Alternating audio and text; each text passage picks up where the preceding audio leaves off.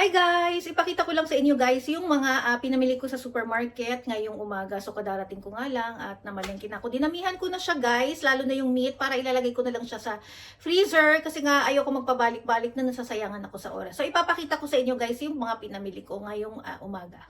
So, ayan siya guys. Ayan, dinamihan ko na nga yung meat, no? Tapos, ayan, bumili na ako ng mga kulang dito sa kusina. Ayan, mga pechay, pang yakisoba. Tapos, yung kape ko nga. At, ayan, dinamihan ko na yung meat lang talaga ang bibilin ko nga. Kasi nga, gusto ko isahang puntahan na lang sa supermarket. Ayan, kaya para ilalagay ko na lang ito sa freezer, no? Para kung kailan ko siya lulutuin, i-defrost ko na lang siya. So, ayan siya guys.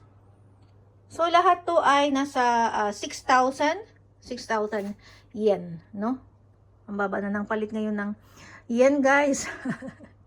Yun lang, pinakita ko lang sa inyo, guys. Kasi ito nga, bala ko nga magluto ng, ito pang beef, to pang beef stew. Ito naman pang, nasa na yung pang kare ko. Ito pang kare. Ito gusto ko itong i-adobo. Or pwede rin sinigang. Tapos ito yung mga pang gyudong, ganyan.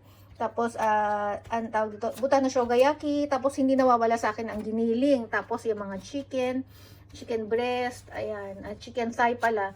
Tapos, ito breast ba to? Hiwa-hiwa na siya. And then, ito pang adobo ko to. Okay naman, pang fried chicken. Yun lang. Bye-bye, guys!